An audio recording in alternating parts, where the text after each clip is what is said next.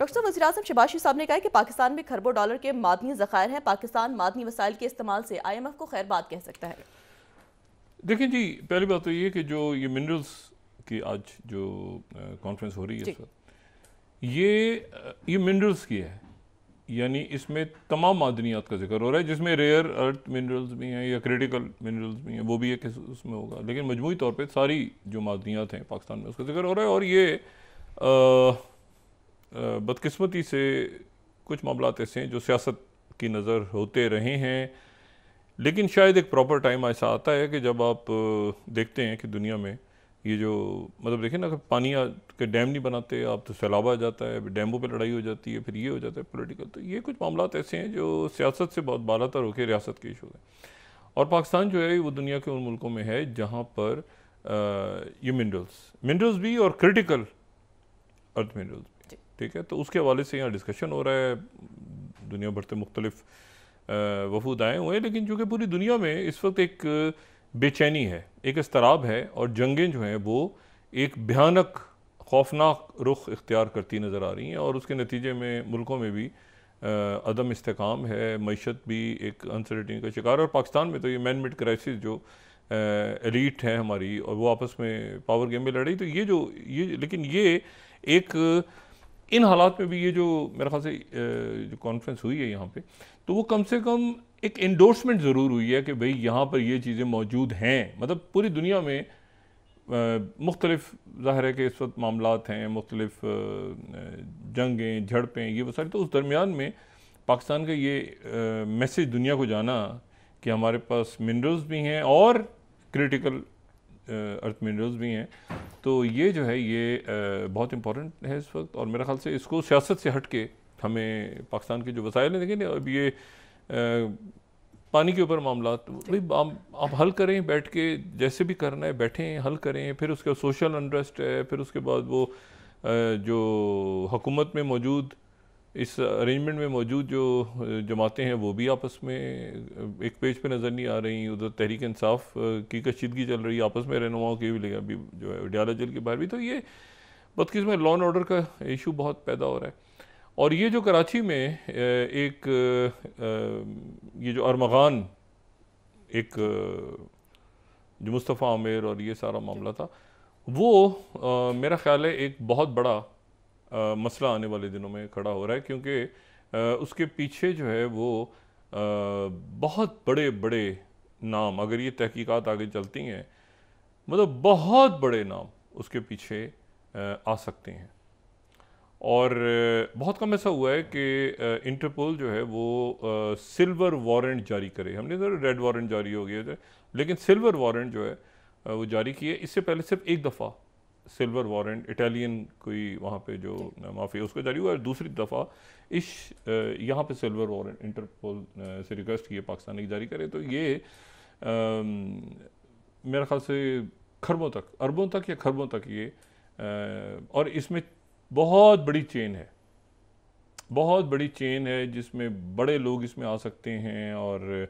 इसमें कहीं क्रिप्टो का भी ताल्लुक आ रहा है, कहीं बिटकॉइंस का भी आ रहा है। तो ये एक बहुत बड़ा और इसमें बड़े नाम हैं। अब ये मुझे नहीं पता कि ये तहकीकात आगे कहाँ तक पहुँचती हैं, लेकिन ये है कि हम किसी मामले को आगे पहुँचाएँ। और मैं हमेशा कहता हूँ कि अकाउंटेबिलिटी जब तक आप नहीं करेंगे तो मुल्क जो है वो आगे नहीं बढ़ेगा। रूल ऑफ लॉ और अकाउंटेबिलिटी और अक्रॉस द बोर्ड रुथलेस। अच्छा, ये जो है अब इसमें ज़रा आ जाएं कि ये दुनिया में एक अजीब इस वक्त एक मामला है और इंतहाई हिजान है।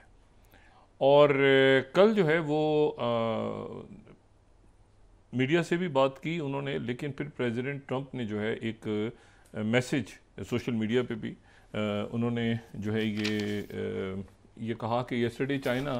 फर्स्ट स्लाइड में दिखा सकें, China issued retaliatory tariffs of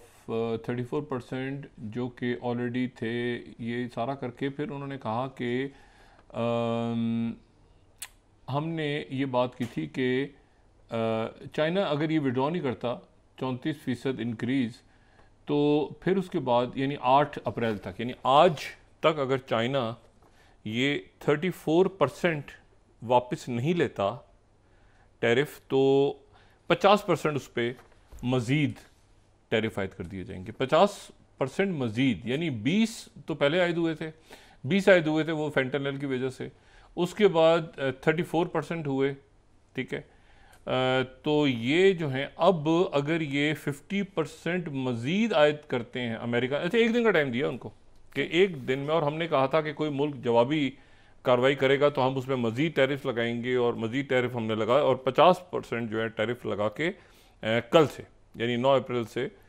50% tariff हम चाइना पे लगा देंगे, और उसके बाद तमाम जो गुफ्तगू है और निगोशिएशंस हैं वो चाइना के साथ बंद कर रहे हैं।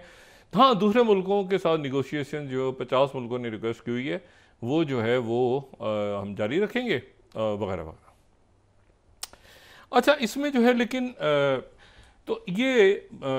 माशी बहरान जो है ये बदतर माशी बहरान, ये अब एक आप समझें कि यूक्रेन की जंग जो कि हॉट वॉर है और उसमें फ़र्क है उसमें और गज़ा के कत्लेआम में, क्योंकि वहाँ तो ट्रेन नेटो और ये सारा फ़ौजें थीं, यहाँ तो कत्लेआम हो रहा है फ़लस्तीनियों का। लेकिन ये जो जेनोसाइड है वो जो वहाँ पे वॉर चल रही है यूक्रेन की, फिर उसके बाद ईरान के साथ क्या होने जा रही है, ये सारे जो भी है, ताइवान का मामला है, और ये बहुत बहुत सारे हॉटस्पॉट्स हैं। लेकिन उसमें अब ये है कि ये दुनिया के अंदर जो एक बड़ी माशी जंग छिड़ गई है, और ये बड़ी माशी जंग जो है ये किस रुख पे जाती है, कहाँ जाती है, हम ये नहीं जानते। ये पूरे दुनिया में, अच्छा पूरी दुनिया की मईशत है कितनी जी, ये एक सवाल है ना। पूरी दुनिया की मईशत कितनी है, पूरी दुनिया में कितना पैसा है, इस दुनिया में कितना पैसा या कितना कुल कितनी मईशत कितनी है इस दुनिया की, एक बड़ी प्रॉब्लम। कहते हैं पाकिस्तान की मईशत इतनी है, उस मुल्क के पास कर्जा इतना है, उस मुल्क के पास इतने अकाउंट है, उसके पास इतने ज़र मुबादला है, तो पूरी दुनिया के पास कितनी दौलत है। तो एक एस्टिमेट उसके बारे में ये है कि पूरी दुनिया की जो दौलत है वो 115 ट्रिलियन है टोटल, 115 ट्रिलियन उसकी दौलत है पूरी दुनिया के पास, ये एक एस्टिमेट है। और ये हम फिर स्लाइड दिखाएं तो फिर इसको हम ये 2025 के बारे में जो यहाँ बात है कि जी 115 ट्रिलियन की इकॉनमी है, और उसमें 19 ये प्रोजेक्टेड जीडीपी, और फिर उसके बाद जापान, फिर इंडिया, फिर उसके बाद जो है वो सऊदी अरेबिया। तो ये मुख्तलिफ मुल्कों की जो एक अंदाज़ा है प्रोजेक्टेड जीडीपी के लिहाज से लगाएं, जिस तरह से भी लगाएं, तो बहरहाल ये 115 ट्रिलियन की टोटल जो है वो दुनिया में जो है वो उसकी मईशत है दुनिया की। और इसी फिगर को फिर जो है वो ब्लूमबर्ग भी कोट, मतलब इसको कोट में यहाँ पे इसलिए बता रहा हूँ क्योंकि ब्लूमबर्ग ने आज एक इसके ऊपर लिखा है कि 36 के ट्रंप टैरिफ और चाइना के जो झगड़ा है ये 115 ट्रिलियन की ग्लोबल इकॉनमी इसके नतीजे में हिल सकती है, यानी 115 ट्रिलियन की ग्लोबल इकॉनमी है, ठीक है। और फिर उसका जो ब्रेकडाउन था वो भी मैंने भी दिखा दिया आपको। अच्छा, अब इसमें इशू ये है सारा, तो ये आज के दिन अगर नहीं करता चाइना जो है वो टैरिफ वापस नहीं करता, तो अमेरिका जो है वो 50% और लगा देगा, यानी 104% हो जाएगा टोटल, 20, 34 और 50। तो ये 104% टैरिफ चाइना पे लगाने का उन्होंने ऐलान किया। अच्छा, अब इसके नतीजे में जो है वो चाइना जो है, अब ये चाइना है, ये जो है ये शी जिनपिंग है जी, और चाइना है, तो चाइना ऐसा तो नहीं करेगा ना कि नहीं हम वापस जवाब नहीं देते, हम जो है वो ऐसा है कि ये आप लगा दें और हम होने देंगे। तो चाइना ने भरपूर अंदाज में कहा है कि इसको आखिर तक टिल द एंड हम लड़ेंगे, इस जंग में आखिर तक हम लड़ेंगे। और जिसने मतलब है कि बड़े उनके मीडिया पे और हर जगह वो बात हो रही है सारी कि भाई जो है ना वो मतलब इसमें अमेरिका कुचला जाएगा या चाइना कुचला जाएगा या दरमियान में बाकी मुल्कों की इकॉनमीज़ कहाँ जाएंगी, क्या होगा, लेकिन एक बड़ी जंग छिड़ सकती है। आज चाइना पीछे नहीं हटा या कल या ट्रंप पीछे नहीं हटे तो ये 104% के ऊपर जाके जो है ये पूरी दुनिया की इकॉनमी जो क्रैश हो जाएगी। अभी जो आज स्टॉक खुले सुबह, ज़ाहिर है सबसे पहले वो टोक्यो से और बाकी जगहों से, फिर यूरोप से, और तो कई दिनों के बाद जो गिर रहे थे बिल्कुल, अब मुझे नहीं पता भी शाम तक अमेरिका से आएगी इतला भी, लेकिन उनके भी जो स्टॉक आज खुले हैं तो वो पहली दफ़ा बहुत नीचे गिरने के बाद जो है वो थोड़े से वो जो है वो ऊपर गए हैं स्टॉक्स। ठीक है, अगर हम ये यूरोप के देखें, ये स्टॉक्स यूरोप तो कंप्लीट यूरोप, सेकंड स्लाइड, ये कंप्लीट यूरोप को और फिर उसके बाद ये थोड़ा सा ऊपर गए हैं आज सारे। ठीक है, और ये यानी यूरोप के स्टॉक जो हैं वो डेक्स जो है वो भी ऊपर गया है, जो FTSE है वो भी ऊपर गया फाइनेंशियल टाइम्स वालों का, स्टॉक जो पूरा पैन यूरोपियन स्टॉक शो करता है ये भी ऊपर गया। काफ़ी दिन यानी 4-5 दिनों का जो ब्लड बाथ था उसके बाद ये थोड़ा सा मामूली से ऊपर उठे हैं। और लेकिन यह है कि अभी देखना यह है कि ये आगे मामला कहाँ पे जाता है, और ये मामला आगे जो है ये ज़ाहिर है कि अब उसके असरात क्या होंगे और ये जंग किस तरफ जाएगी और कैसे होगा। लेकिन इसमें जो इम्पोर्टेंट बात है वो ये है कि, और इसमें वो तो लोग सारे जो प्रेसिडेंट ट्रंप ने जब उनकी कैंपेन भी चल रही थी और जब उन्होंने उनकी तकरीब हलफ बर्दारी भी थी, तो वहाँ पे वो जो मैग्निफिसेंट 7 जो कंपनीज़ हैं, तो मैग्निफिसेंट 7 जो बड़ी टेक कंपनीज़ हैं ये वो जगह ले चुकी हैं, बोइंग, शेवरॉन, ये सारी जो पुरानी कंपनीज हैं, अब मैग्निफिसेंट 7 जो हैं ये 7 ऊपर आ गई हैं जो टेक से रिलेटेड कंपनीज़ हैं। तो वहाँ पे मेटा के CEO मौजूद थे, इस तस्वीर में अगर हम देखें तो मार्क ज़करबर्ग यहाँ मौजूद थे, यहाँ पे टिम कुक एप्पल के थे, और ये सारे जो हैं ये हमें शख्सियात, और सुंदर पिचाई मौजूद थे वहाँ पे गूगल के, फिर अमेज़ॉन के बानी जो जेफ बेजोस हैं वो थे, और टेस्ला के वहाँ पर हमें नज़र आ रहे हैं इलॉन मस्क भी नज़र आ रहे हैं। तो ये सारे जो लोग हैं ये वहाँ पे मौजूद थे, और ये वहाँ पे हमें ये सारे वो जो टेक के